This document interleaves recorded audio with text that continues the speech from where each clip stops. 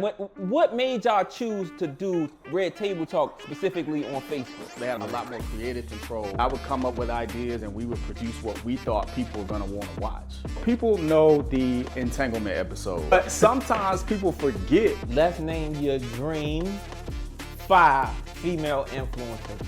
I'll go. B. Simone. She's kind of controversial. Oprah.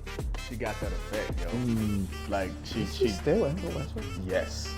I don't know if people still fuck with Oprah. They do. Yeah, they do. Candace Owens. She's influencing the wrong crowd. No. But I will give her Candace influence. Owens, yeah, bro. Like, they're not taking that. Candace Owens going on my roster, and I don't agree with nothing she said. I've had this problem myself with my company. For the longest time, it was like, we do everything. Do you have a bag for me? In advertising, you got 3 seconds. I moved from Arkansas to Hollywood, man, and it felt like a different country to me. I was literally walking down Hollywood Boulevard and needed a job. 2 days later, he hits me up, texts me, he was like, yo, be at Jimmy Kimmel, the parking lot at this time.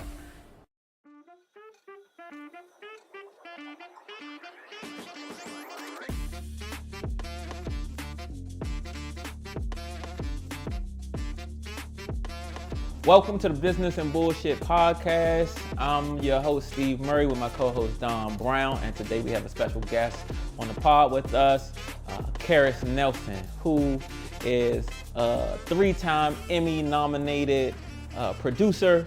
He's directed shows for Kevin Hart, Oprah Winfrey, Sony, Universal, Fox. The list goes on. I mean, your accreditations are second to none.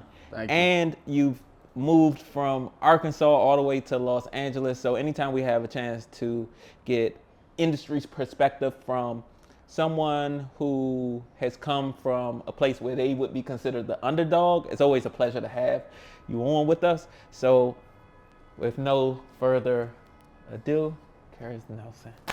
Hey, man, I appreciate that intro, man. Thank you for that. No, you're incredible. You're incredible. You know, when Don and I were talking about doing this pod, some of the things that we wanted to do was uncover the secrets to making money online, bring in people from different industries to give perspectives on what they've done and how it translates to making money. And then the second part of that is also like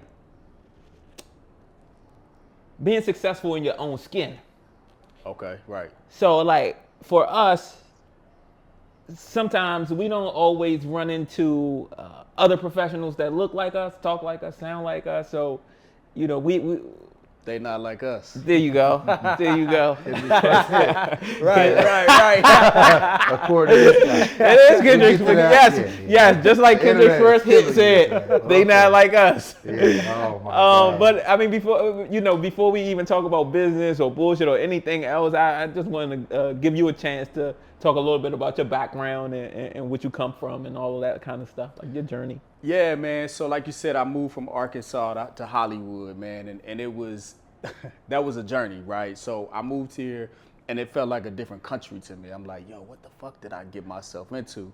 So it's super slow in the South, in Arkansas, where I'm from, right? I get here, it's madness, it's chaos, it's traffic, it's people dressed crazy walking down the street. And I'm just like, yo, I don't know. You know what I'm saying? But the type of person that I am, I was like, I'm gonna make it work. I got a goal, I got a dream. I moved here, I'm not going back to the crib because people gonna be like, yo, he couldn't make it. And that was something that really drove me.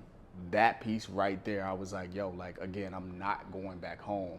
So, man, I got here, and my true Hollywood story, I tell people all the time, I was literally walking down Hollywood Boulevard and needed a job. And it was a woman standing outside of Jimmy Kimmel. She was at a podium handing out tickets to the show. Like, yo, like, trying to get people to come to the show. And I'm like, I'm gonna just see what's up.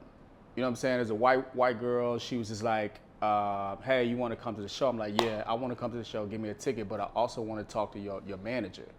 And she looked at me and she was like, who are you? No, that's smooth.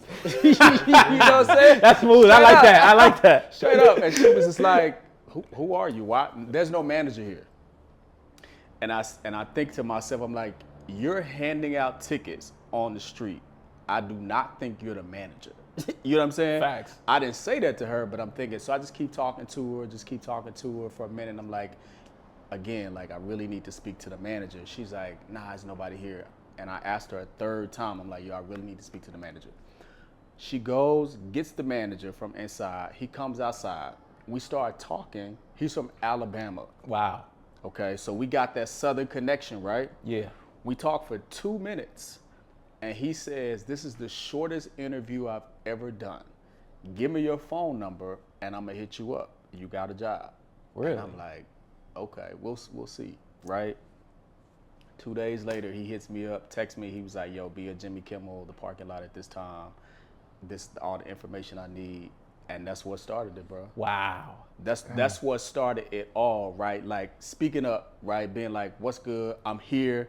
I'm confident, right? People will either, you know this, people will either respect your confidence or be intimidated by it. That ain't got nothing to do with you. You know what I'm saying? You just got to keep doing what you're doing. And so because of that, man, that's been the foundation, man. And I've continued to work to get to this point. Did you already have the idea that you wanted to go into production prior to coming to LA, or you just stumbled into it? I stumbled into it. So I moved here. I don't talk about this much. I actually moved here to be an actor. Oh. Because I'm going to tell you, in Arkansas, listen, I was fly, G. Like, I'm still fly, right? Yeah. You know what I'm saying? So in my mind, all it took was, you know what I'm saying, I'm smooth, I'm fly, I dress nice. That's all it takes to be an actor, right?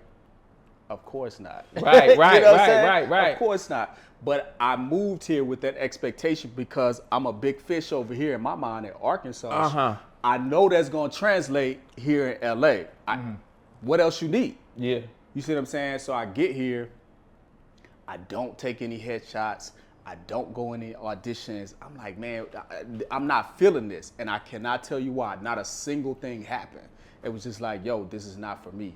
So I didn't even know what production was, what a producer was. I'd never even heard of that stuff. How Never even heard long of it. Were you in LA before you got the first job? I probably was here. I don't even remember if I'm being honest with you, but not long. Maybe a month. Okay. Something like pretty that. much right when you got here. Pretty Yes. Pretty much. If I'm trying to go back in time and think about like what I was doing. No, actually, that's wrong. I remember because based on where I was living, I moved here initially with my frat brother.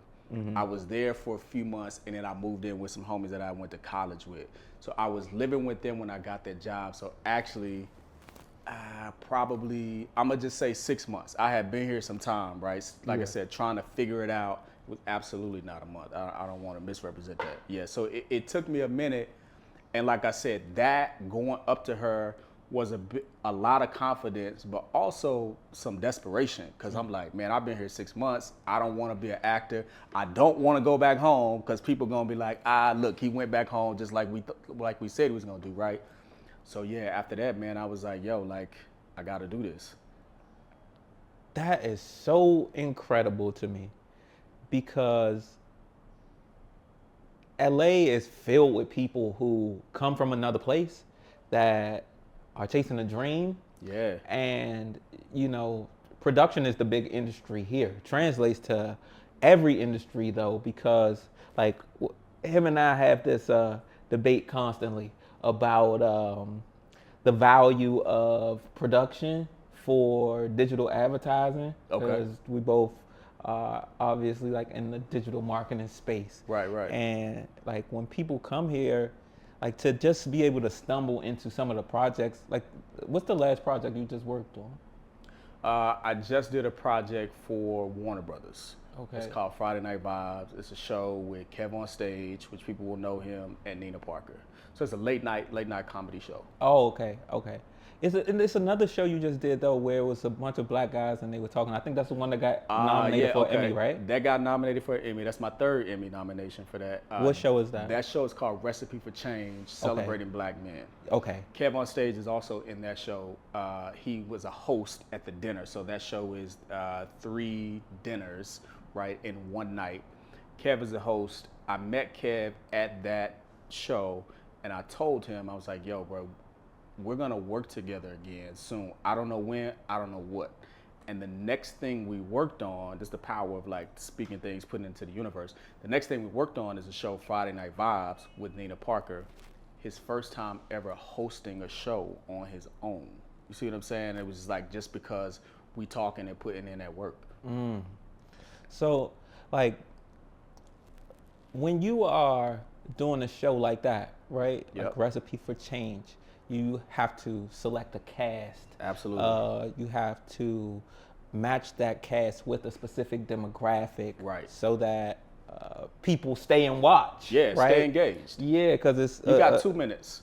When somebody's watching a show, you literally got 2 minutes before they change it to something else. And it's probably even shorter than that now. Yeah, Our attention spans are not what they used to be. exactly. Like You know all about that one. No, Right. because in advertising, this is the overlap that I was talking about with advertising and TV production. In advertising, you got 3 seconds. Okay. Because I'm like, especially right now, attention is currency. So when you're on, attention is currency. Wow. Come on. Okay. when you're on social media, right, you are scrolling 100 different pieces of content within 3 minutes, right? Easy. So same thing like watching TV and you're changing the channel over and over and over. For me to stop, I have to, like, something has to hook me in right away. So that's what I wanted to ask you about. Like, when you are selecting a cast and putting a team together, what are some of the elements that you look for to know, like, okay, these components are gonna stop and grab people's attention? So it's always starts with relatability, right? So if I take Kev for a second, like I said, Kev on stage has almost 2 million followers on just Instagram alone, right? He's a very recognizable face. So a lot of times people want to see themselves in the content that they watch, especially Black people, right? We love to see us. I will watch a show simply because I see some people in it that look like me. Doesn't mean I'm gonna keep watching it, but I will give it a chance, right? So the dynamics of that particular show is, and it can't be a monolith in terms of the dinner and the guests at the dinner, because obviously as Black people, we're not monoliths, right? So we got Kev on stage, who's a comedian. We had a chef. We had an actor. We had a CEO, the CEO of Kickstarter, right? So Everett, yeah. Shout out to Everett, yeah, man. shout That's out my to Everett, guy. man. Yeah. You see what I'm saying? Cool dude. Very cool dude. Need you to email me, Everett. What's going on, bro? So, and that's just Shout out. Yeah, he Yeah. cool, man. Super down to earth guy, man. Shout out to him. crazy down to earth, crazy smart, and just in the conversation, right? Yeah. And see how you were like, yo, Everett, you see what I'm saying? So Yeah, like yeah, you yeah. may have watched simply because you saw him. So the purpose of it is, especially when you're building out a cast, it's like you want something for every person. Yeah.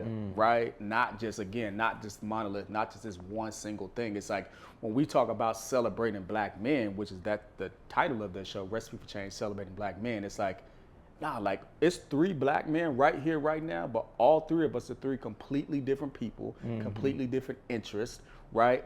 And yet we're still Black men, like we're still part of the collective, the community. Yeah. They like to say all Black people know each other. I think we do. I think we do. In LA. In LA, yo, At like, this point, yeah. I mean, I wouldn't doubt that that's somewhat true, for sure. No, I want your take before you go to anything else on like how that relates to choosing who you want to showcase in an ad. Yeah. You know what I'm saying? I mean, I think it's different for different people, right? So I think for a lot of the small businesses out there, like, that we're trying to educate, right? Like that's a big part of our audience. To me, my rule of thumb is like the smaller the business, the more niche you need to be, right? And I tell a lot of my clients this. Niches make riches, especially when you talk about ads and content for like e-commerce businesses or wait, my bad. Niches make riches. Yes, niches I love make that. riches. I love now, that. You I can love stumble that. on that word. It can sound like right. you can switch a word or a concept Yeah, and right. a whole different thing. I thought you were about to say The way it sounds. I know. It can go a lot of different ways. niches? I didn't mean to cut you off, but I had to come back to that real quick. You can say whatever. Riches get bitches. Listen, so That's your next show. Next hit show. Bitches get bitches. The thing is, like, you know, and I spend a lot of time telling clients this because they'll experience some growth. And a part of growth and expansion is like growing into different markets, right? Or making different products for different markets. But you shouldn't do that until you've mastered your core audience and core demographic. Even me, myself, I've gone through that with businesses I ran where it's like, I try to expand into something before I master something else. Okay. So when it comes to like everything that represents your brand from an advertising or like content standpoint, it should be reflective of whoever your core demographic is. Like, and the earlier you are, the less you have that defined, the more you need to talk to a specific person. You know this with running ads on Facebook and all of that. Like, it's about creating content that resonates. Like you just said, like the reason Kev on stage is part of the reason he's big. He's obviously very funny, but he has an amazing handle on who his audience is. It's churchy, it's very black, it's very comedic, right? So like his audience is different than like a Desi Banks' audience, right? They're both amazing, you know, comedians or whatever, but Kev's audience is a little probably more conservative or a little more traditional in some of what they look at. So is he gonna make a video where he's doing some of the things that he's doing? Probably not, but that's why he can go on tour in every city in America and do a whole thing, a church-themed concept and sell out tickets. He's extremely business savvy because he understands exactly who his audience is. So my advice to people in terms of audience and who to feature in ads or content or focus on is, bro, you gotta really have a great understanding of who likes you and why, and max out on that. Like, you know what I'm saying? Max out on that, and then you can expand. Are there white people in the Midwest that follow Kevin on stage? Sure. Like, he's not limited to that audience. You can't have 2 million following and all of them be black, right? I doubt anybody has that. Right, so like, he knows, like, he has an open tent. He's welcoming these other areas, but he knows who his core is. Okay, and that I think is the main thing for people to remember. Like your ads and your content, anything you produce, it should look like who you know your core audience is. And that's a free gym for y'all. So, facts. But see, all right, here's the thing. All right, him and I have like same goal, different philosophies here. Okay. And this is why I love what you said, because like we all like teeter-totting on the same thing. You want people to be represented so that they see themselves in the content. Right. You want the specific person you're talking to see exactly who you're talking to in the ad, right? Unless you're big enough. So, but my take on that is always like, when you are a new brand or a new show or anything that's new, in order to rope in your audience, I gotta hook you with something that like makes you want to stay. Like Shannon Sharp says, come for the sports, stay for the stories. He'll say, my grandmother told me once you see a frog, you better not kiss a prince, or some like random shit like that, right? But that's why I'm staying there. You get what I'm saying? I do. But you wrote me in with something different. You wrote me in with sports. I'm not even coming here for sports no more. So sometimes with brands, I think like when you niche down a little too soon without being relatable, you don't get a chance to be discovered. Because especially if you're in a market that's highly saturated. You know what I'm saying? So are you saying to start wide and then come in terms of niche, or? A little bit, but not wide outside of your scope. Sure. Like not wide, like if I sell toothbrushes, I start selling hair conditioner because it's because it's a big category. Right, because it's within the space of like self-care. No, but might I talk to you about like plaque buildup or, just root canals or things that's in that space so that you can learn about my toothpaste product? Yeah, I might have that conversation with you. But listen, let me hear me out, right? All right. I think that's cool in terms of like, let's say, I work with a do-rag brand. Okay.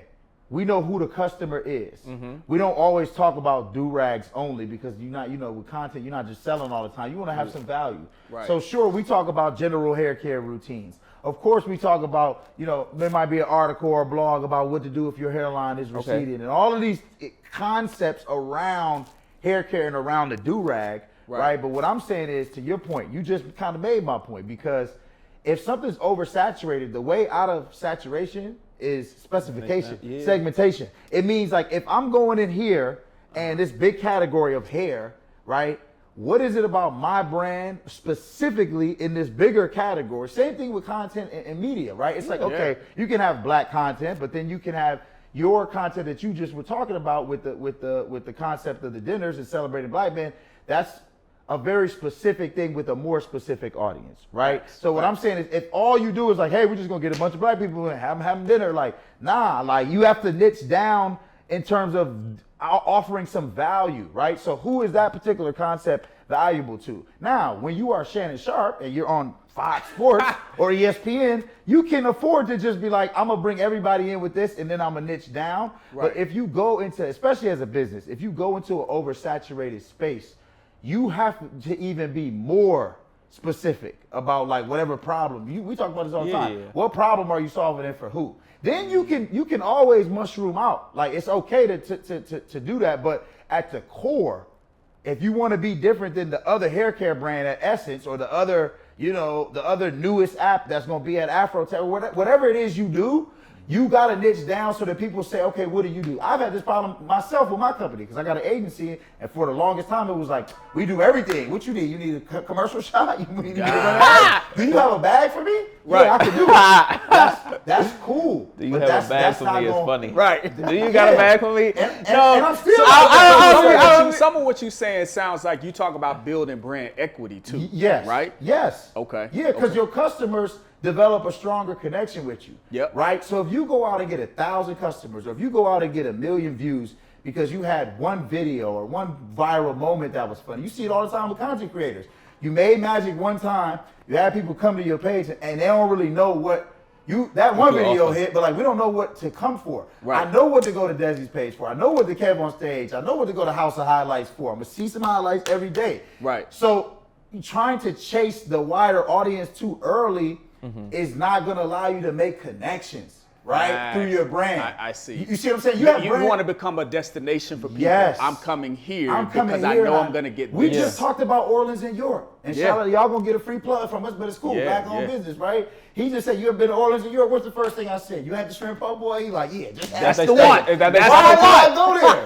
I went there to get that shrimp po' boy. I had it 1 hour ago. But we, see what I'm saying? That's the funny. first time he mentioned that restaurant, I'm thinking of that particular dish. Is that the same philosophy when you build out a show? Like, are you speaking to a specific, like... You definitely want to speak to your viewer. Right. Yeah. So you want, there's discovery, right? Right. And then there's also like, hey, I know this audience is going to watch. And it really depends on, whether it's a digital platform, whether it's a network, right? So you have to really understand, like, again, the network might say our audience is this. We typically relate to women 18 to 35, right? Whereas like a digital platform may say, you know what, we actually skew YA, younger adult, right? It really is going to depend project to project. Yeah. But yes, you got to make sure that whatever the content that you're putting out on that platform makes sense for your audience. I love that you said that. That's the perfect transition, because when you guys did Red Table Talk, right? Facebook, that was a 100% Facebook show, Facts. Right? Yeah. Now, what I love about Facebook or any digital platform versus a traditional platform is that you can see the demographics right then and there on the spot. Yeah. So if you watch a video on YouTube or Facebook, I could see 18 to 35 is hanging on more than 45 to 54, right? And then sometimes, this is the brilliance of like the digital space. Sometimes you might see an outlier. 65 plus is watching this more than 44 to 54, but it's equivalent ratio to 18 to 25. Yeah. You know what I'm saying? Yeah. And you'll never see that, like you can have all young people on your show, but all the young people might remind that 65 plus of their grandkids. Yeah. You know what I'm saying? Trying to learn. They might be trying to learn what their grandkids are talking so about. the connection isn't always like top level. That's why sometimes with the niching down thing, It's more specific. No. We're not going backwards. We're not going backwards. I'm just saying it is also dependent on like what content are you creating for what platform. Yeah. Because the platform you deliver on. See, when I say certain stuff, when I'm talking about like not niching down, is like because I'm thinking of the email newsletters that you might send to your audience to keep them engaged with your content, even though your ads might be like one-to-one. Right. You know what I mean? Like if you run the ads for a TV show that you produce, that's going to be like your hottest moments in the show. But then if you got an email or text subscriber base, you might hit them with some other shit just to nurture them and keep them engaged. You know what I'm saying? But it's a platform-based decision. Like what made y'all choose to do Red Table Talk specifically on Facebook? Like what was the thought there? So I'll tell you that decision was made before I came on board, right? But I can give you some background on that. So Facebook Watch was a new platform, right? So that came in the time of what they were calling streaming wars, right?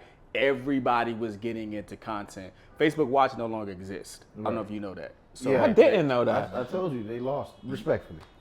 it is what it is. They lost the battle. Now the bigger war is No, different. I didn't know that. Yeah, they were fighting for. That's what I'm saying. It was produced by the platform itself. Yeah. And that's when they had a bunch of content, original. A content lot of from content. They had a Cardi B show on there, Cardi B Tries, where she would go out and literally try different things. She would try to make sushi. She would try to drive a NASCAR. No, I did not know that. So there was a whole thing. So now Facebook is focusing a lot more on what you call the metaverse. You Yes. see what I'm saying? Okay, So that's where yeah. they're at.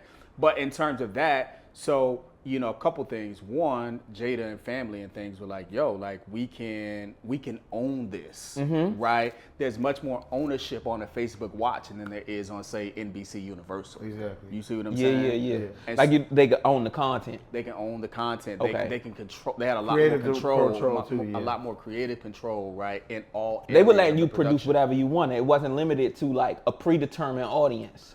Right. So the show was the show, right? I would come up with ideas. The rest of the producers would come up with ideas, and we would produce what we thought people were going to want to watch, right? And so sometimes that was what we would see in the news. And then sometimes we were driving the news, right? Sometimes it was a lot of times, right? Jada said this, we Willow remember said that, this, yeah. Gammy said this, right? That was, listen, I'll say it, in my opinion, when I was there, that was the biggest talk show in the world, right? It was destination every day when that came on, right? Every time it aired, is what I'm saying. People, because we would air at different days and times, people would be like, yo, Red Table Talk, what's happening this week? That's destination, right? We got a built-in audience, and they were hooked. Yeah. And so that is, one of those shows that, you hope you have those in your career, and that's one of them for me. I want to keep the topic on platform, but you said something that's so interesting to me. Y'all used to drop on different days? Yeah, so it would be, and now I'm testing my memory here. It would be, it wasn't always consistent. It wasn't always like Wednesday at this time. Okay, so look, in every brand that I've ever worked with, if they drop new products, I always recommend doing it on the same specific schedule. Like, we're dropping every Thursday. I like Thursdays because people get paid on Fridays. Okay. For real, because you got to prep your audience to spend money with you. Yeah. Like, I know people get paid on Friday, so I'm going to drop on Thursday or Wednesday. Yep. So at least you got one day to know, This is out. I get paid tomorrow, I'm going to get that. It's already out. Facts. Right? So same thing with anything though. My philosophy for marketing certain products or releasing anything is to train the audience to respond when you say this is when you should expect it. It's like I'm hand feeding you until you start to come back every Thursday on your own. Right? Until you start to come back every Thursday on your own, or I would also say until it's so big, you sitting here waiting. Okay.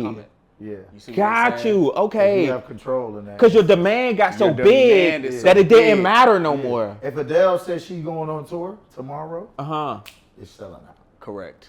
And then if she wants to wait, do another one 5 years. Sade saying that she still could do that. But come and go as If she you chooses. built it, your audience is so big. They always right? go, but that goes back to my point of the connection, right, right? Because right. people go focus on the numbers.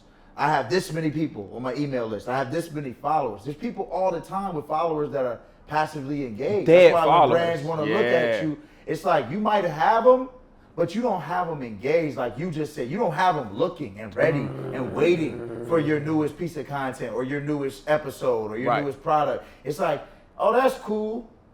I mean, I'm tapped in, but it's, okay, it's whatever. You know what I mean? 100%. It's like, there's different times. Like, even right now, I'm watching the Olympics in basketball. It's cool, I mean, they're probably going to win, but like, when they had the Redeem team, I would say I was more tuned in. I was like younger, more into basketball at the time. So it just depends on how engaged people are, I think, more than the number of people. I love that. You know what I'm saying? Cause people love Adele. They don't just like her. They love her. You know what even think jewel, about, bro. That's a even jewel. think about Beyonce and that surprise album. Mm-hmm.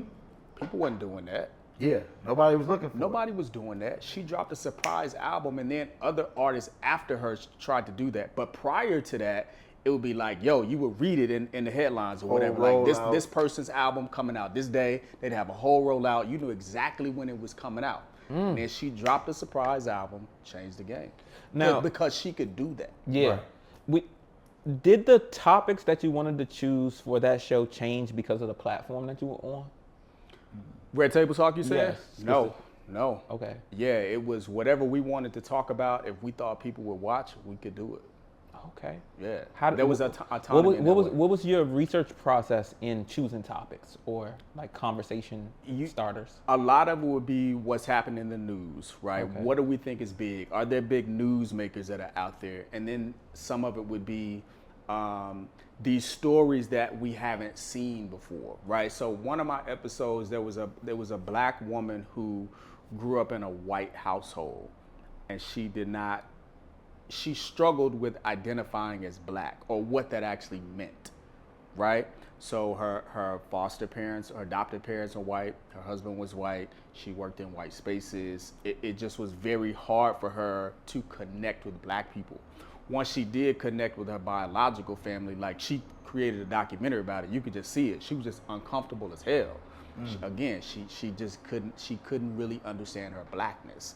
You know what I'm saying? So those are the things that you're not seeing in other places, right? So it's like, for me, it was always, what's gonna move the needle? What's gonna get people talking? You know what I'm saying? And so you can't chase a viral moment, right? You can't make a viral moment. You can hope for it, obviously, but that doesn't mean that it's gonna happen. Quick question about viral moments, because y'all had a lot of them when you were on that show. Were you able, from a production standpoint, to kind of like during the shooting or the production of it, could you kind of identify like when it was happening in real time, like, this is gonna go crazy. Like, absolutely. I'm not gonna speak about the moments themselves, I'm sure you obviously know, but what was that like for you? Like, could you say, okay, like, yeah, this is absolutely about to go viral, or? Yeah, I mean, listen, anything so people know the entanglement episode, right, from Red Table Talk. That's arguably one of the biggest episodes of the series, right? Cool. I'm trying to hold a straight face. It is what it is. But sometimes people forget there were two previous episodes that had Will on the show, and they were called Mr. and Mrs. Smith, where they really sat down and talked about their marriage. And if you were paying attention to what they were actually saying and translate what they were actually saying, a lot of stuff might have made more sense. I wouldn't say might have made more sense. You wouldn't have been as surprised. My mama told me that. When the entanglement episode it's like, watch it once from before. Yeah. You can see how they arrived at that. I was like, oh, okay. But you got to pay attention. Yeah. People forget. Man, see. What? Let's cut really quick. Okay. Just gonna swap it back. Donnie, cut on your mic too. Cut it on? Yeah, cut. Oh, cut. Off. That's it, Brett.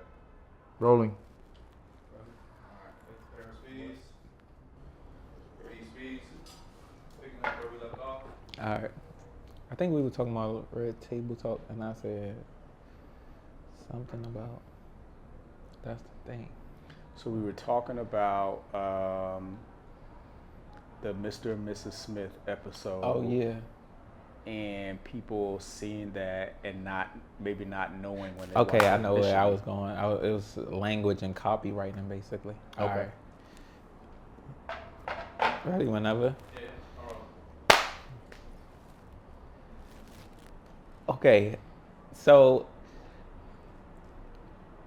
there's a lot of directions I could go off of that, but I wanted to know more about either one of you take on language and the importance of the choice of words to communicate a thought. Because if we were doing an ad, that's the difference between saying save 10% off and get a discount. You know what I mean? Like the language that you choose and how sticky is the language that you choose. You know what I mean? Like, Right. Yes, they might have said whatever they said in Mr. and Mrs. Smith episode 1 or episode 2, but if the language wasn't sticky enough for people to gravitate towards it, then it's not a good hook, or it's not good copy, or it's not good language for people to gravitate towards a message. Now you swap it, right? To me, this is content testing. You swap the same 2 episodes and you go, a third episode, to me, this is change my ad copy again. And this new ad, same info, but this time we use the word entanglement. Okay, right. Yeah. And now you got your hook. Yeah. You know what I'm saying? And just the importance of language. Like, I don't know how you see it or like how Steve, you I'm see gonna it. give you credit on that. Was a hell of a crossover, my brother. But that was an amazing thought because it's so real, right? It's like there's a lot of ways to talk about what actually happened, but that word in itself summarized to this day. It's pop To culture. this day, if you say that word, it immediately connects. Yeah. So that episode, that controversy, right? And so what you said is absolutely true. The power of word choice. You know what I'm saying? It's like writing a song is the way that I teach a lot of my businesses, right? Like it's like writing a song, right? How much can you get across in how little words, right? Okay. And so it's like a song or a poem. Like what can you say in limited words? It's literally the same thing. Like if you're writing ad copy, if you're writing emails, if any kind of marketing language, a billboard, whatever it is, right? How much can you convey with limited wording? And that's what, honestly, I think in the marketing space at least is a lost art because there's so much. We were just talking about celebrities and content. It's the same with marketing. There's so much out there. Website, landing page, ads, social Funnel. media content. Anybody that runs a brand or is in marketing at a corporate level or whatever, the most common function they have is writing, right? Messaging until ChatGPT now. All of us, though. Yeah, no, for sure. I mean, any kind of content, right? Yeah. It's like, that's how we communicate as human beings. So it's extremely important to choose the right words and the right messaging. I think a lot of people miss that, right? They just like, let me just write this caption or let me just write this real quick. And it's like, nah, bro, sometimes you really gotta sit down and think. And What's the hook? Exactly. And ChatGPT can help you, but I think that comes more so from the human brain. Like you gotta really think, like you said, about what that hook is gonna be, what that response to what I'm saying is gonna be, and then you can, write or produce this type of content that you think will be Who successful. wrote that word entanglement anyway? Did you?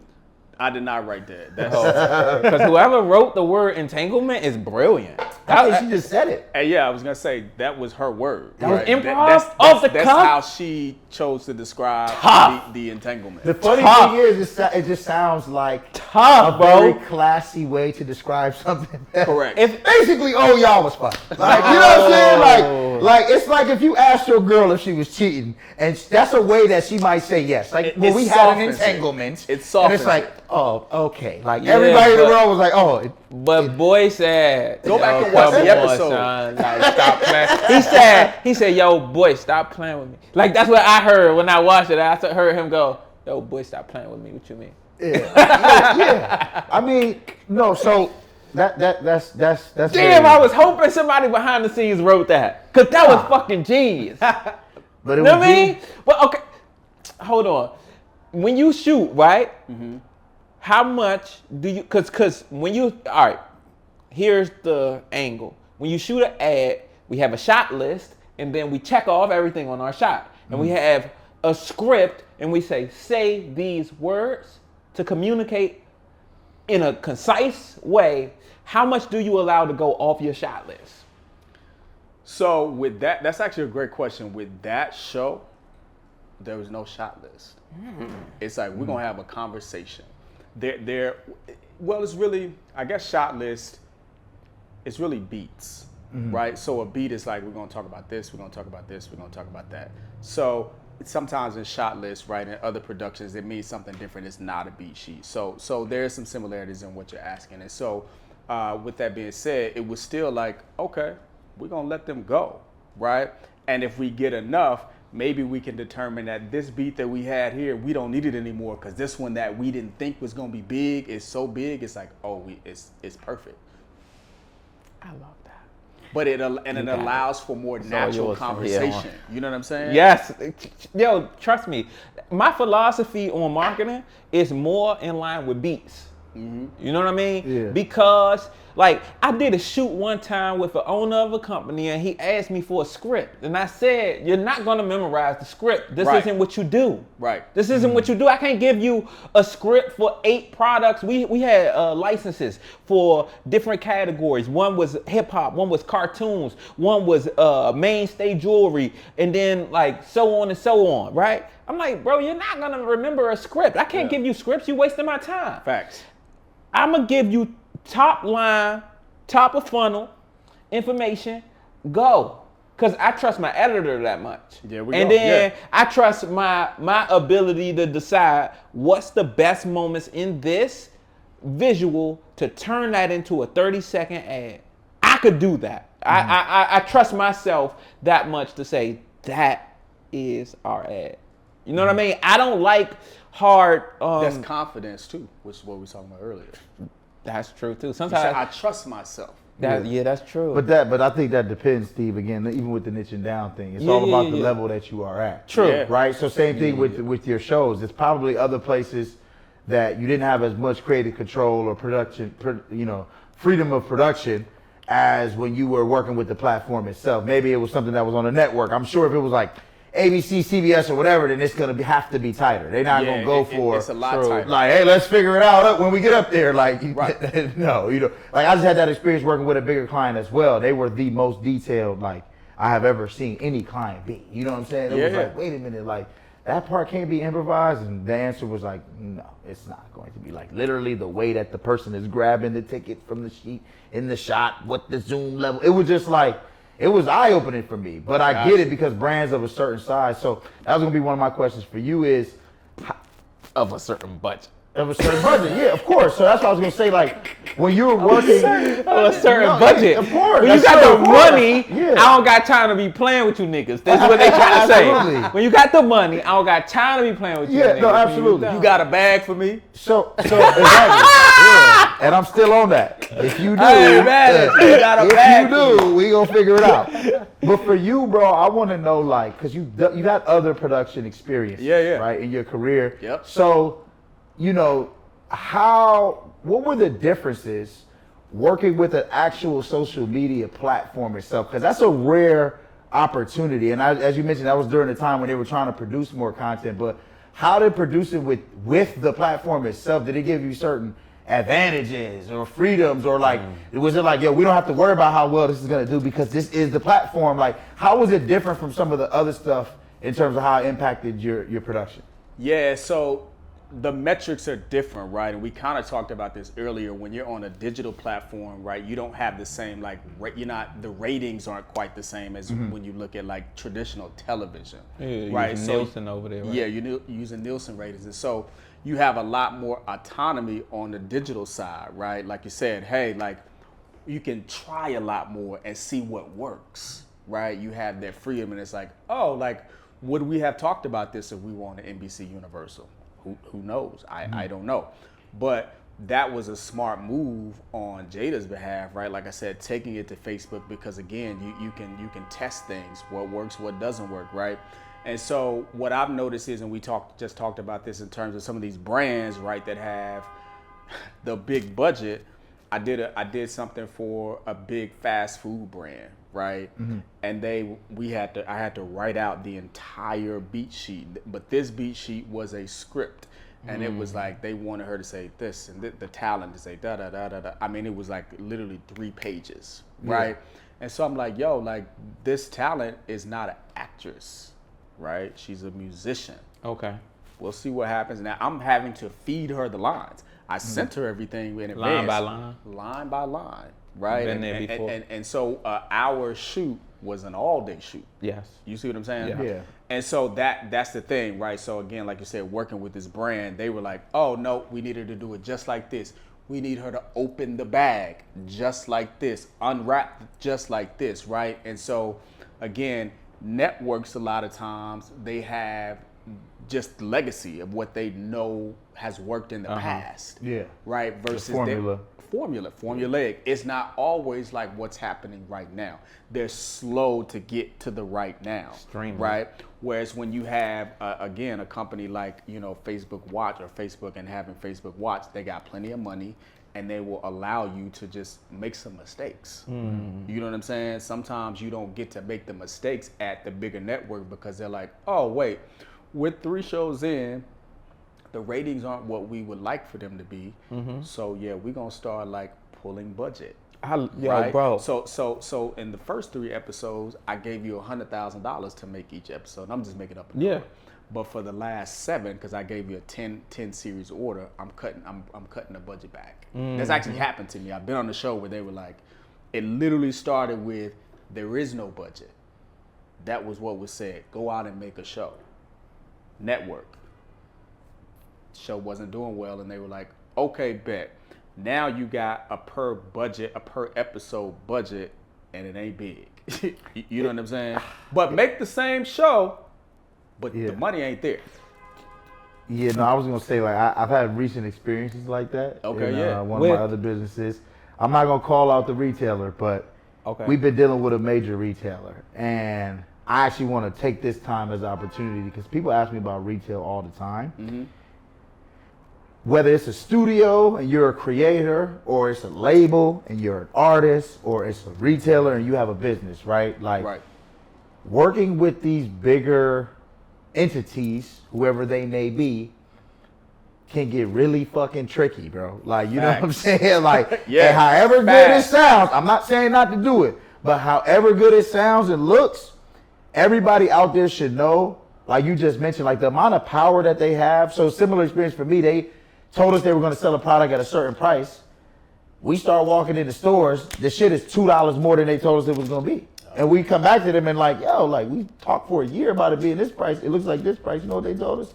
Yeah, it's like that, nigga, basically. Like, yeah. That's what it is. What you gonna do? That's what it is. And I'm like, wait, what? Like, you could do that? And the answer was, yeah, we can. Yeah. And then when it doesn't do well, they come back to us and like, what do y'all want to do? Like, do y'all want to discount the price? Or buy back? Yeah, I'm like, we don't want to do, like, you know what I'm saying? We don't want to do none of that. But it's like, that experience opened my eyes. So that's what was interesting, what you were saying about how they can start off with a certain budget and just come back and be like, no, we ain't got it like that. Like, we don't have it anymore. You know what I mean? So that just made me, like, a light bulb go off in my head to talk to all. And this goes for everybody. Creators, entrepreneurs, everybody. Be careful about the ownership of your content, your brand. You should look in your camera. You know what I'm saying? Yeah, be careful about your ownership, your content.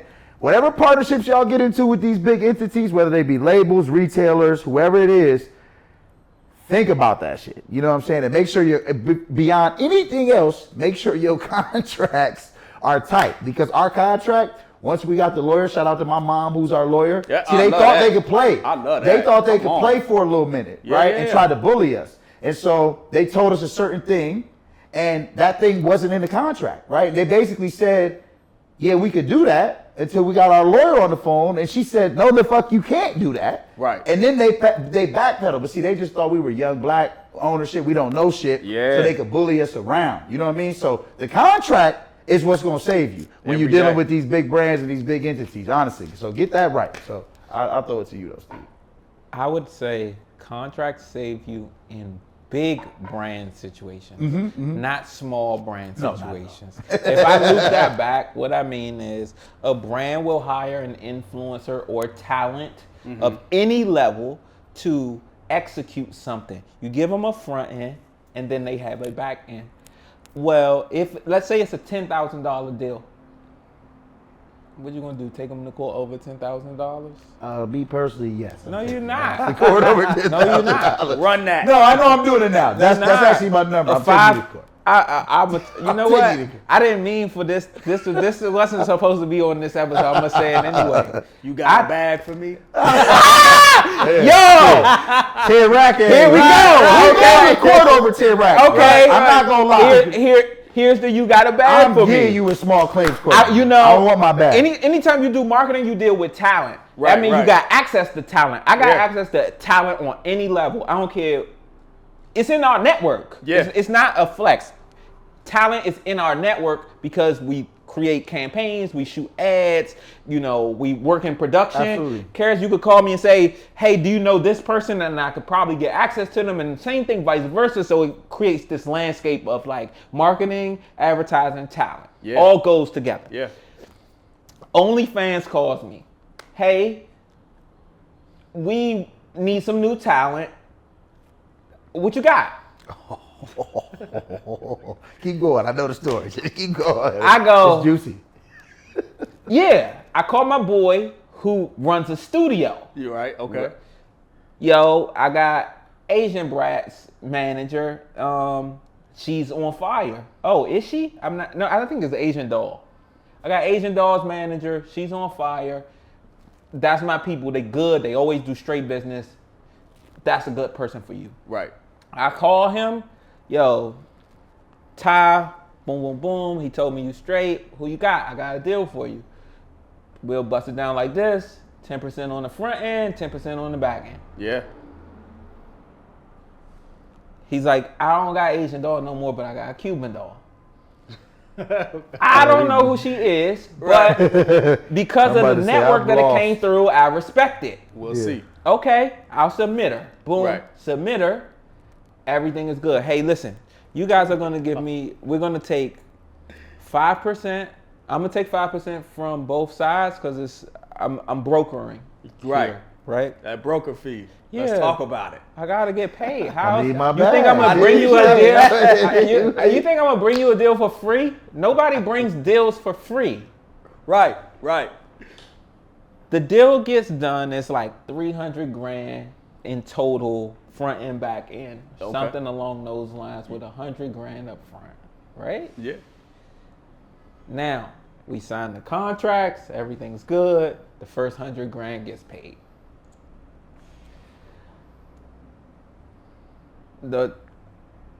Yo, Jay, what's up with y'all got the money? I just talked to OnlyFans. They submitted that bread, bro. Oh, I can't. She won't pick up the phone. What do you mean she won't pick up the phone? This is your talent. Yeah. Right.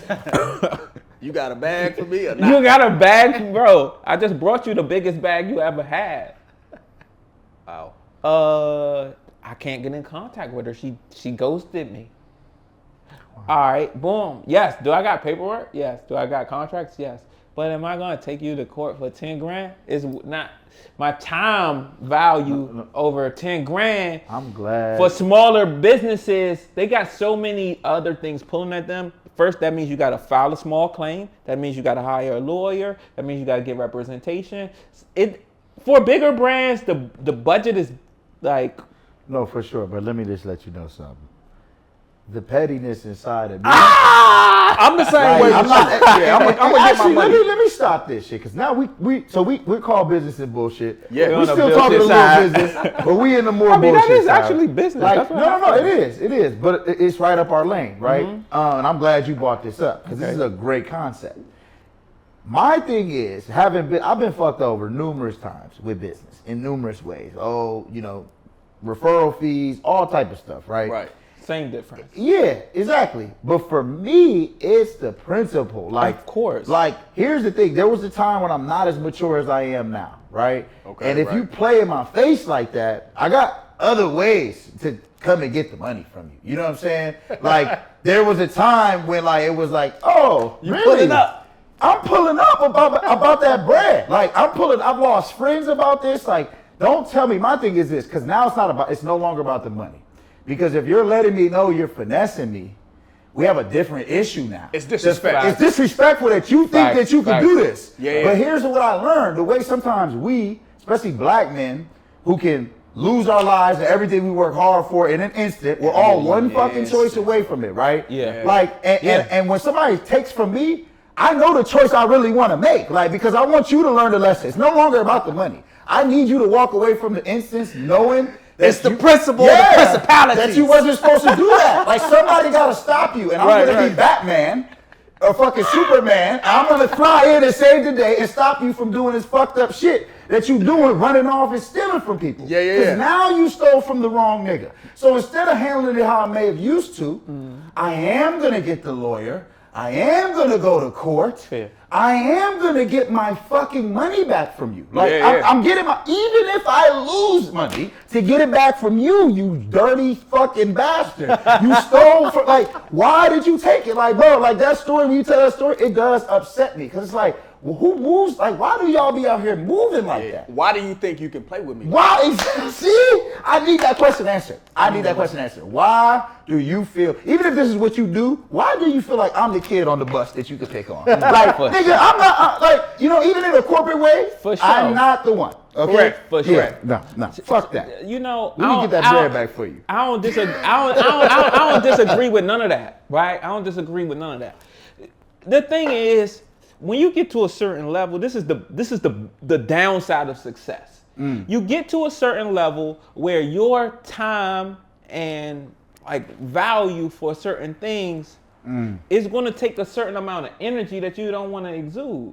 That's the downside of success. right. That's That's like true, too. somebody That's that's not on your level doing something to you that's like petty. And you go, bro, you ran off with like, I just got you a $300,000 deal. Okay, now you don't get any of your back end. I can go sign somebody tomorrow based on my connection to the brand. Right. And I could go get the same 10 grand right back off So of you saying he played himself? Well, I don't think it was him. I really think it was her. Whoever, I'm sorry. Yes. Not him. But that's the downside of success. Sometimes you want to respond in a certain way, but you're not able to because of the positions that you're in. You got to consider your time. You got to consider your family. You got to consider the people around you. How do I want to consume my energy? Yeah. Right? And what headspace do I got to go to do all the that. dumb shit to you? Yeah. And yeah, I do want to. Yeah. But now, what does that do to the things that I want to get accomplished? Yeah, and my goal is to be at a point where I can still Do both? and yes. Yeah. 50 Cent is that guy. When you are Facts, 50 Cent is that guy. powerful enough, you can do that, right? But guess I can what? impose consequences on you without really breaking a sweat. There you You know go. what I'm saying? There you go. That's the Now you level. went That's the aspiration level. That's the level. Oh, you did what? Hey, hey. That's the level. Yeah. And let other people worry about it. Exactly. You ain't worry That's about the it. level. Just get that Exactly. call. That's the level. Yeah, no. You're absolutely right though, Steve. And it's two sides, and we all as professionals, as business owners, you do have to make the right decision. And we don't want nobody out there making the wrong decision because somebody owes us some money. I heard this podcast. They said pull up on it. They go like, nah, bro. Just make the right decision. You Make know what I mean? legal decisions. Yeah, make legal decisions. Like, you know what I'm saying? Like, we don't want that. We don't want that on us. Somebody watch this right now. Like, they calling the nigga who owed them the bread. Like, you know what I mean? Yeah, no, that's interesting. The other thing too is like, it's cool if you owe somebody, right? But it's how you go about it in the situation too. So if there's like an attempt to make a payment, if there is some humility around it, like, don't let me catch you now. You owe me thousands of dollars and your excuse to me is you ain't got it, but I'm catching you in Turks. You know what I'm saying? Right. You buying foreign shoes and vehicles and you got something. Like, It's coming from somewhere. Yeah, like, so that's my thing too, is like, if you owe somebody, you know, kind of carry it like you owe somebody. Like, Yeah, that's facts. you know? But yeah, that's what Steve's like, nah. nah, don't I'm borrow gonna let it around. ride. I do have something I would say. I only would say it's a poor person's mentality. So it's the equivalent to arguing with somebody in your comments and you go to their page and you see that they got ghost followers. Okay. It's like, You're very evolved, Steve. Fact, You yeah, like that for you, yeah. bro. You know what I'm saying? Yeah, fuck all that though. I need my bag. If you wear that bag, don't be balling out in front of me, bro. Like that shit is so. I've done it. I've been like, yo, I owe this dude this. Like, I'm not about to. At least it's got to factor into your mindset. When you go cold business, cold business is a little different than like warm business. By warm business, I mean street shit.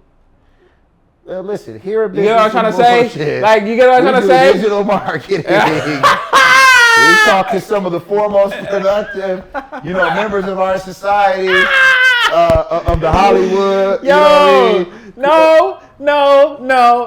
So let's ask our guest though. Let's say you do a project. Okay. Yep. And no, just ask them what's some business to bullshit that happens in business. So what's like a common thing in terms of like bullshit that you deal with routinely in the business that you're in?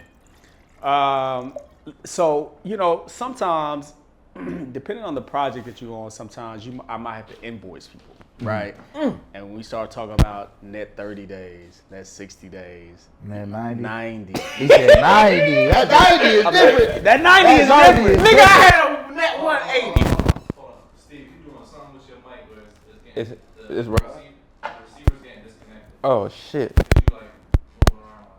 I think the cable came out. I think we good. I'm gonna put it out. Is it okay? I don't hear you. One. No? Shit. How did that go dead? Damn, that was getting funny. Nah, I know, it's a good moment too. Damn, because you want to go be a drink champ. Right. That's funny as fuck. That 180 got you lit. Yo. AutoZone gave us a net 360, bro. Nigga, I had a net A 180. net 360, bro. Yo. They paying us a year later. There you go. Oh, shit. A fucking year later, bro.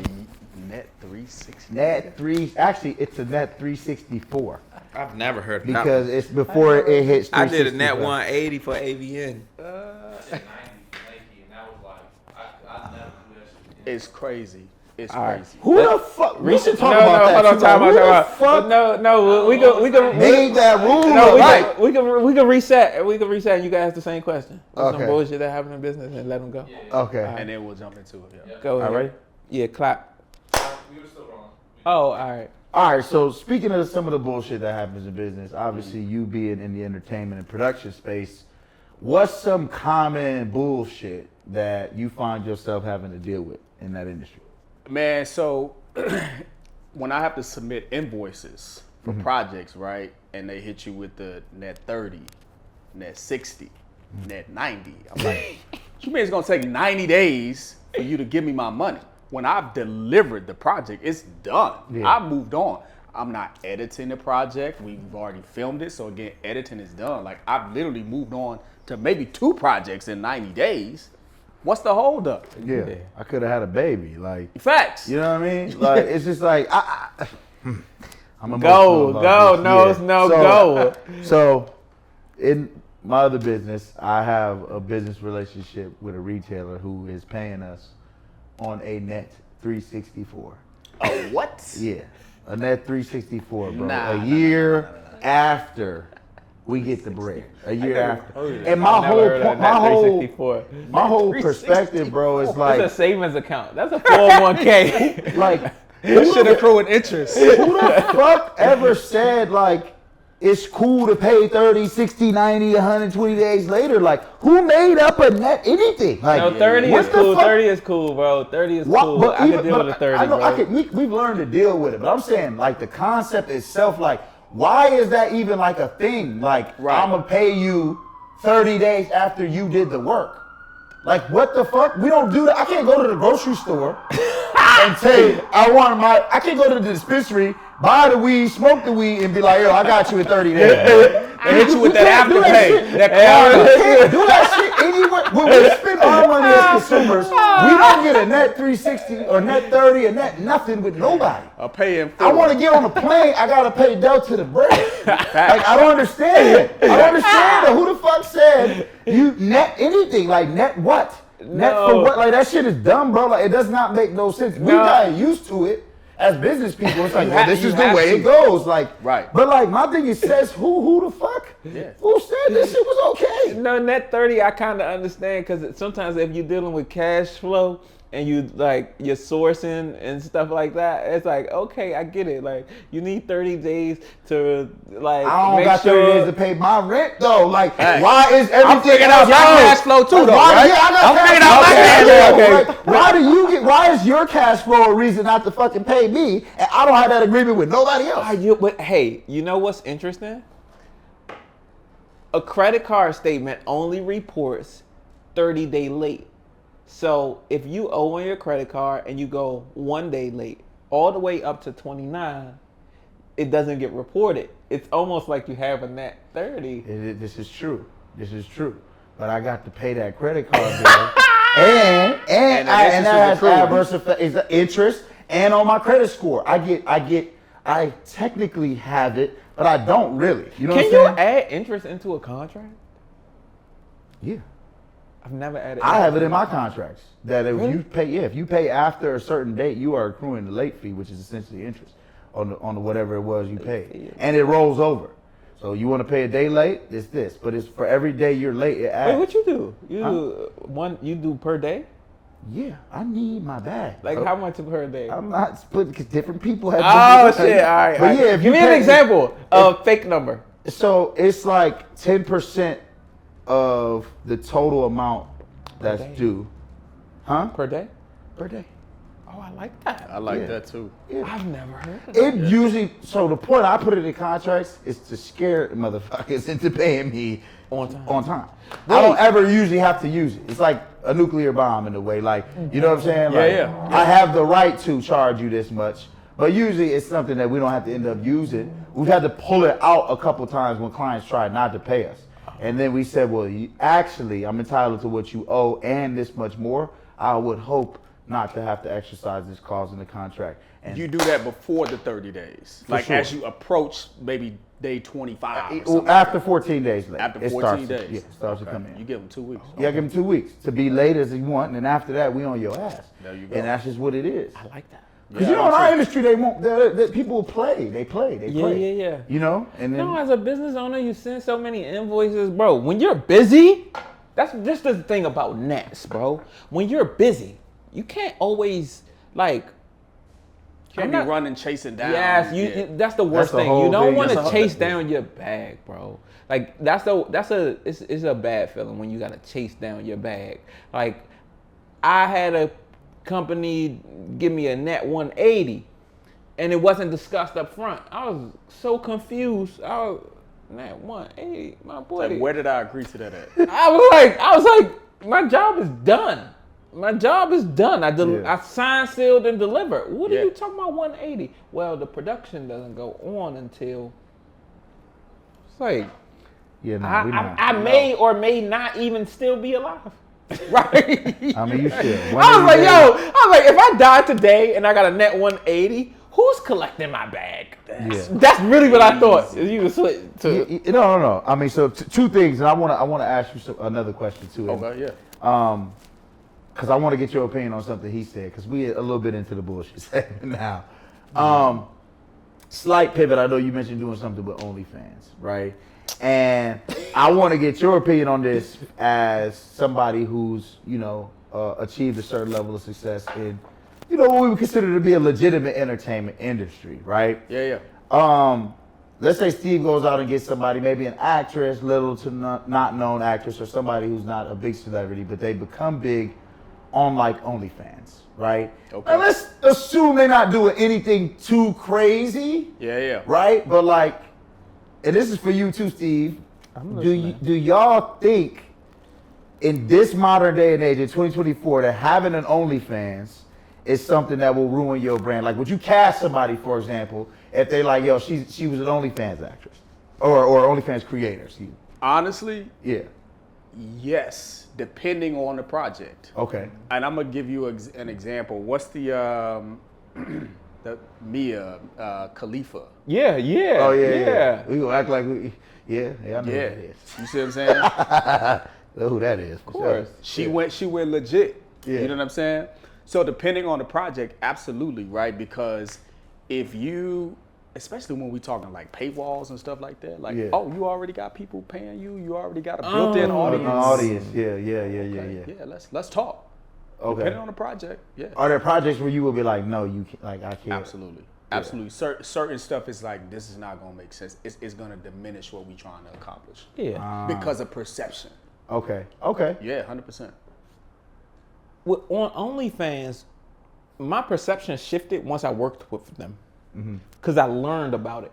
Similar to Facebook Watch, OnlyFans has an OFTV where they produce content. Blueface has a show on OnlyFans TV, and it does really well. He produced the whole thing from start to finish, right? So it's a paywall. You got to look at the product as what it is. In my mind, once I connected with the brand, then I learned about the product. And then I said, oh, it is a paywall similar to Patreon. So let's say you had a personal trainer who wanted to do fitness videos with his shirt off. Would it do well on OnlyFans? Probably. You got a girl like Ice Spice who maybe she doesn't want OnlyFans. However, her Instagram feed and other free platforms is filled with content that is seductive or salacious, half naked, or and she gets paid nothing from it. So what's the difference if you took behind the scenes videos from your video shoots and put it on OnlyFans? Your subscribers are your subscribers no matter where you put it. How you handle a platform has nothing to do with the platform's reputation. That's my new perspective on OnlyFans. I agree with that though, Steve, but my thing that I would say, because I work with a couple OnlyFans creators too, right? And I got some friends that are deep in that space too, but like, and they've expressed though that you have to understand that whatever you may have or have not been posting, because the platform has a reputation and is associated pretty much with adult content. Now we know, you and I know that there's all these other things, other types of content on it, but because of what it's associated with, my advice to people is like, listen, do what you do, especially because you can make whatever content you're comfortable with. Right. But down the line, people are going to have a perception, you know what I'm saying? And you have to be willing to accept that perception. Not that you have to buy into it, but somebody may say, nah, we don't want to really work with this person. They had OnlyFans. Like, we don't, you know, it ain't right though. Yeah. I don't look at it like that, but you know, the corporate world, these entities might be like a little more hesitant. I think that's changing because you see more legit people that's on there. Not everybody on there is a porn star or adult actress, right? But you do have to be cognizant that, you know, there's perceptions that come with it. Kim Kardashian had a sex tape with Ray J. Look at her now, billionaire. Yeah. That's always the one people go to. Yeah. So, you know, like, that's what it is. I mean, it's I don't think it could ruin a brand, but it also depends on like what you was doing on there. Cause like, let's be honest, if you want to be a brand ambassador for the American Cancer Society, and a year prior you was getting a train ran on you on OnlyFans, like it's not gonna go. Probably not. It's not gonna work. Like I get it. I'm not knocking it, but I'm saying you have to be cognizant of, I think, what you putting on there, right? Versus a chef or a personal trainer. Like if you are, because remember Kim K's sex tape was leaked. You know what I'm saying? It wasn't leaked. She put it out. Yeah, but the PR aspect she always had to lean back on was, I didn't intend for this to be public. You see what I'm saying? The decision to do it and know I'm getting paid for it, $20 to look at my pussy, like that's a little different than like you being able to say, even if it's not true. No, you said for them to have it. Yeah, but even if it's not true, she could be like, well, it was an intimate video I made with my boy. We all knew that shit wasn't true. Yeah. But she could go on Oprah or whatever and say, exactly, she could finesse it. Plausible deniability. Plausible deniability of you putting it out. I got a question for y'all. All right. Let's name your dream 5, your starting 5 female influencers. Any product, any category. If you had to have a roster of 5 influencers, females specifically. For what purpose? You got them for any brand that you ever run across. Like, do your dream roster. Who want to go first? That's actually tough. I'll go. All right, go ahead. I'll let y'all think about it. Who do you think he is? Fucking Pimpin' Ken. Fuck out of here. My number one, and I love her, Draft pick. Cardi B. Okay. Because I think she got a combination of, yeah, you know this from your world, right? She has so much natural charisma, bro. Like, I feel like she could sell anything without it coming across as inauthentic. Yep. You know what I'm saying? Like, Cardi B really is herself. Now, she's a different Cardi B than she was, but like, she's always herself, and I feel like can sell anything. And by this point, she's great with in front of the camera, the shoots, the production. Everybody I know who's ever worked with her been like, man, she's the best. So she would be number one for me.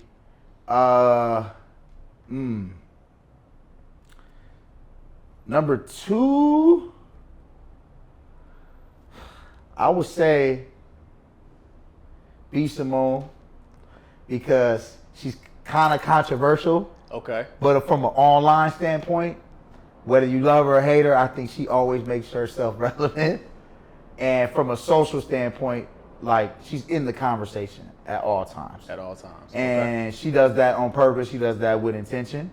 And she knows how to make content. So she would probably be number two. Okay.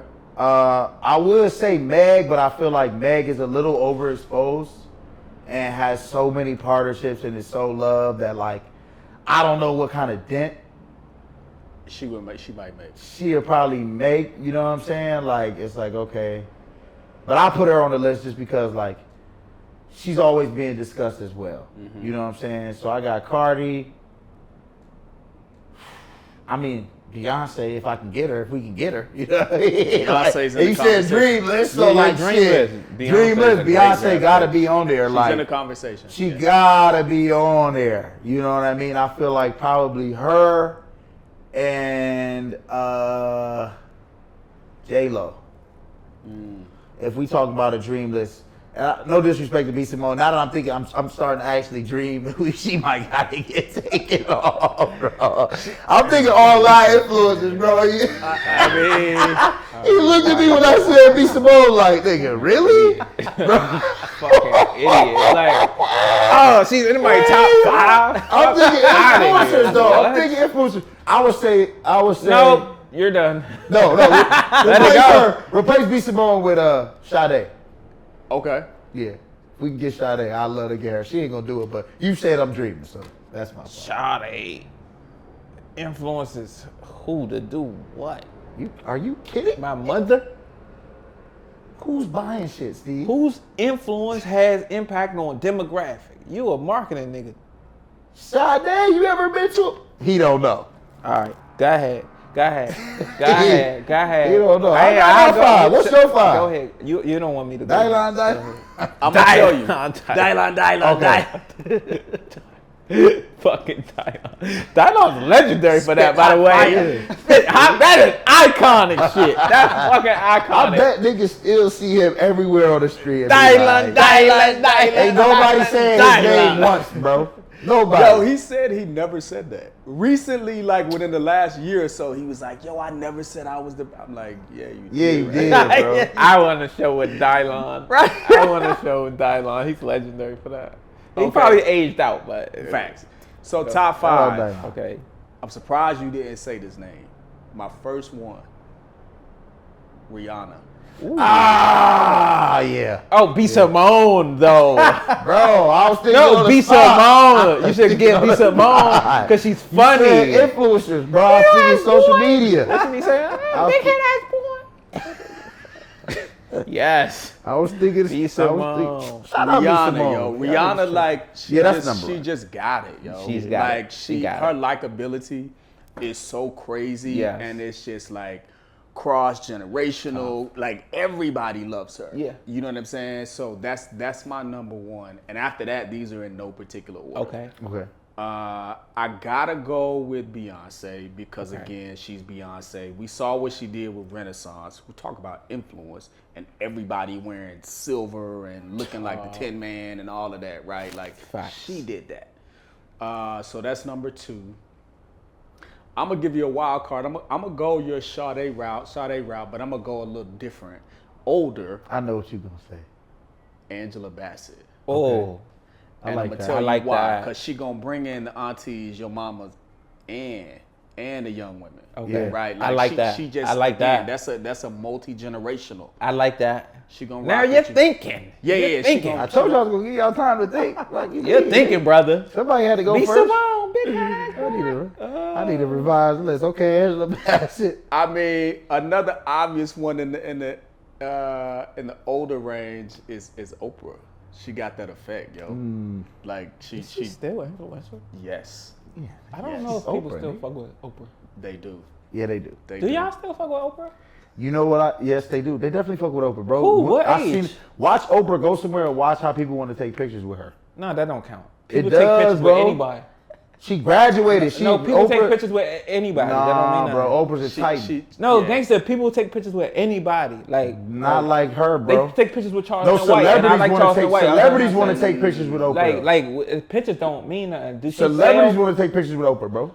do Oprah sell product Hell today? yeah, in nigga. 2024. I don't know. I don't know. She was doing Weight Watchers. She grew, the I stock think went that's. crazy. I think that's. She's is done that with recent? it now. Is that recent? Yeah. Some She- people she always just gonna have stepped down. influence, bro.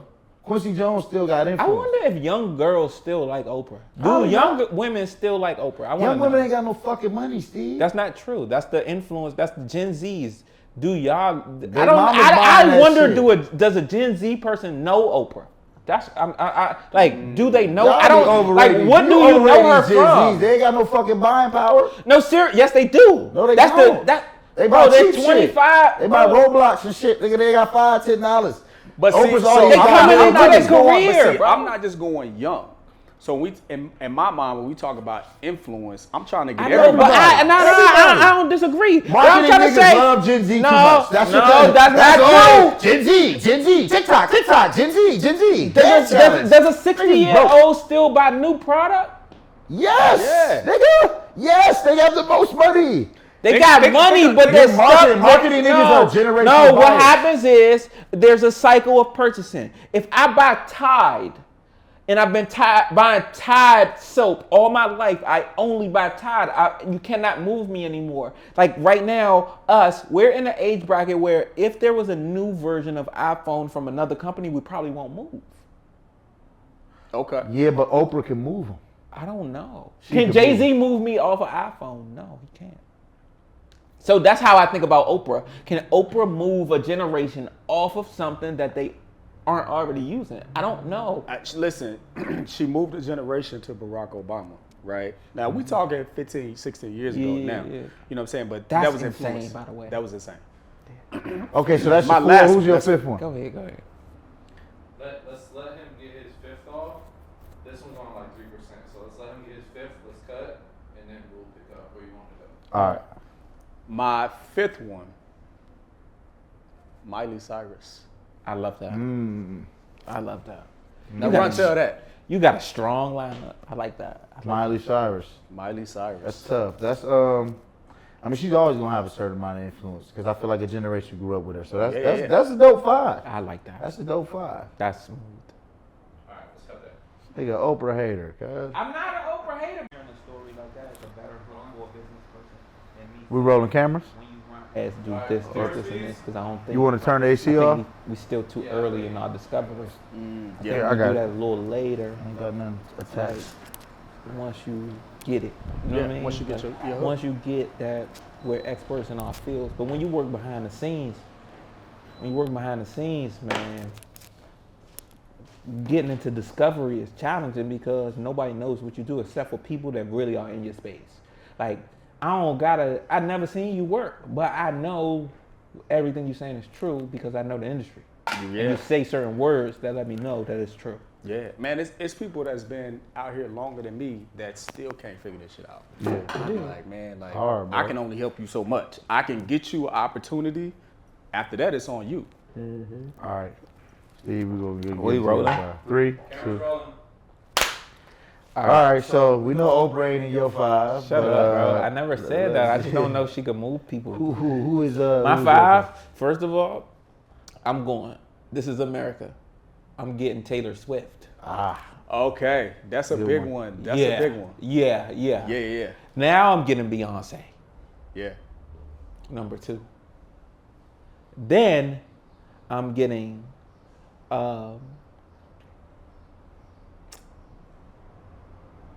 Kim Kardashian. That's a good one. Had time to think. No, I'm brilliant. You making my list look trash. I'll be Simone. All right, give me your last two. I'm gonna have Candace Owens. Who is? Okay, Candace she's Owens. influencing the wrong crowd. No. but I will give Candace her Owens, influence. bro? Oh, No. you know what this does Cap, for me? that's cap. This makes me the most versatile group of like. Give me a brand. Before gonna pull out. Give me a no. She's just on my roster. She would just be on my influencer roster. So if you said you think Toyota don't want, you think Budweiser don't want fucking Candace Owens? Are you dumb? You think Budweiser doesn't want Candace Owens? You think they market to black people? This is getting into all money ain't good money territory. Yeah, bro. Like they're not taking her. But go ahead. Who your? You favorite? think Budweiser? I know they wouldn't take her. Yes, I know they wouldn't. Candace Owens going on my roster, and I don't agree with nothing she said. Okay. I agree with some of what she said. I don't give a bro. fuck. You said we putting a roster together that I could pull from when a brand come to me and say, Steve Murray, who do you got on your talent roster? I'm gonna say, oh, we winning. Okay. Oh, you got a bag for me? Oh, for sure. I got this covered. Your first three were on fire, man, and then that Right. Don't worry about it. hard left you took. You know who could do the same thing as Candace Owens? Caitlin Clark. Oh, that's a No. great one. No. That's your fifth one? No. Caitlin Clark is great. Wait. Yeah, Caitlin you got Clark. a little white. My roster. mind went No. somewhere else. I heard Caitlin and I thought of a different Caitlin. You know, Caitlin the Clark. Oh, you basketball thought about player. Caitlyn Jenner? I really This? did. Oh, no.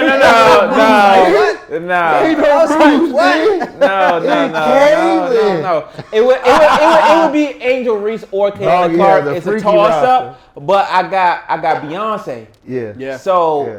Ain't nobody Angel Reese getting that Beyonce now. Beyonce could get anybody that Angel Reese could get. This is Yeah. very strategic here. true. You get what I'm trying to Yeah, say? yeah, I was talking. I niched down. See, Yeah. you're not niched down. You're all over the place. You went all black. I niched down. That ain't not black. Yeah, I did go all black. You- No, you J-Lo went- not black. J-Lo's not black. She's black culture. She was black when she had Jenny black from the block. She was black there. She's Alright, that's a good black. five. I'll take My that five is I phenomenal. wish I could revise my list. We You don't should've quite have beat time. Simone. But Yeah, shout out B. Simone. Yeah, Before we fuck get up out of here, first of all, man, I want to thank our guest, Karis, bro. You've been amazing. Hey, man, thank you. Really quick. Hide your cable from your mic. Oh shit. Fucking twirl. And let's pick it right back up for. All right. So before we get out of here, I want to thank our guest, man, Karis. You've been amazing. Thank you for having me. Inspirational, man. Not a lot of people at all can come to LA or go anywhere and do what you've done, but also you being humble enough and available enough to come and sit down and talk with us and Always. share your gems with our audience, man. You know, we like to have fun here, but we like to leave the audience walking away feeling like they learned something. And I felt like you helped us do that today. And we want to thank you for that, man. You've been an amazing guest. Thank y'all for So having me. let's clap it up for our guy, Karis, man. sure. Thank y'all, man. Thank you. Before we get out of here, you know, a way that Steve and myself like to end the show is, you know, with some kind of gem or something for that audience to walk away with. Obviously, our area is usually in entrepreneurship or marketing, but yours could be, you know, along your expertise or whatever you feel like sharing, you know, with the audience. Action items, like steps that people could take. Yeah, to just something. to get to a certain level. Yeah, something specific that they could do. You know, and it can be whatever you want it to be. But we like to leave them with, like Steve said, an action item. Because, you know, sometimes people give advice and it's cloudy. It's like, try hard. Like, bro, Yeah. Give me something more. So we'll start with you in terms of dropping gems, man, and something you wanted to lead the audience with before we get up out of here. You know what? Something I've recently had to just like put in motion and put in action is even when I doubt myself, I just keep going and I speak it, right? I don't keep that to myself. I let people know, like, yo, like I'm not feeling it, right? I don't know what's going on right now. I don't keep that inside, right? Because that doesn't work for me. And the biggest thing for me, I'll tell the audience is, and I have this in my email signature, and it says, it's a quote of mine, I don't panic, I pivot. Mm-hmm. There's no action in the panic. You know what I'm saying? Yeah. And so what I do with that is I'm like, okay, I'll give myself a minute to like, whatever it is, I gotta move on after that, right? So that's mine, I don't panic, I pivot. I like That's that. nice. I like that. That's a good email signature. It is. Yeah. Actually, it's really I love strong, that. I actually. love that. Y'all heard it first, man. Don't panic. Pivot. You heard? That's really good. That was really There's good. there is no action. There is no nothing in the panic. Yeah. But panic. That's like the book Who Moved My Cheese. I don't know if y'all ever read that one. Yes. That's all that book is basically about. You gonna sit here and bitch about it, or you gonna just do the do next something. thing you need? Yeah. Dope. What about you, man? Damn, that was so good. He fucked me up. I'm not gonna lie. Go, cause I'm gonna think about what I was. No, I already gave you with the top 5. I had to go off the top. Put it down. And I didn't like my answer. you go ahead with your shit, bro. Jim here, buddy. All right, let's see. Well, I guess in line with this episode, I would go nurture your audience. When we're, a lot of this episode was about whether or not you should niche down or expand out, casting a wider net to bring people into what it is that you do and then niche down later. I would say do a combination of both. So you can use your email and text marketing, whichever platforms you prefer, to give your audience information of value. And then when you are advertising specifically to drive a sale, you niche down on who you're talking to, how you communicate with them, choose the right words like entanglement or what is true, or the talent that you choose in your actual ads. Make sure that it reflects the audience that you're trying to reach. So those could be mine. All right. Yeah, you ain't me, nigga. So, this is crazy, man. Mine would be, man, I talk to a lot of business owners and potential business owners on a regular basis. And especially for like the black business owners out there, to be honest, like, I think it's just like hold yourself accountable, bro. Like, if I'm just being completely honest, I'm not gonna say a blanket racist statement like black people are lazy, but I think a lot of us want to do the work when it's convenient. And when it's not convenient, bro, a lot of y'all start slipping up. And you start getting a little lack of attention to detail. You stop getting as engaged with it because it's no longer easy. And so if you're gonna be an entrepreneur, man, like, y'all gotta hold yourselves accountable, whether it's paying people on time, whether it's investing in yourself, whether it's sticking to a budget. Like, your creativity and your product, or you as a creator, whatever it is, it's only gonna take you so far, bro. Like, it's not gonna take you further than actually having practices and being disciplined and processes. Like, and to do all of that shit correctly, you gotta hold yourself accountable. Like, you don't have no mentor, no trainer that's gonna be more responsible for your business than you. And I see that in so many people. It's like, I want to do this, but then this went wrong, and I'm off it, or I don't want to do it no more. Or, like, bro, like, you gotta be a little tougher than that. You gotta hold yourself accountable to what it is you said you wanted. You could do a 9 to 5 if that's what you want to do. You can do whatever else you want to do that's not being a business owner. If you want to be a business owner, you need to hold your fucking self accountable, straight up. Like, and that's what I see a lot of problems with. So that's mine. That's real, man. I can relate that to being a producer, and there are producers that produce TV shows, and there are also the next level of producers that develop TV shows and sell TV shows, right? So once I moved from like, oh, I'm just doing this for Facebook or NBC, to now I'm like, yo, actually, I got show ideas that I want to sell to Facebook or sell to NBC. That's the real work in developing, because it's a blank sheet of paper, right? So I got to hold myself accountable and be like, you want to sell this show, or you want to keep working for these people over here? What you doing? So that's Hey, man, I appreciate that. I got a couple ideas I'm going to run by you. All right, let me I know. need my bag, but you know what I'm saying?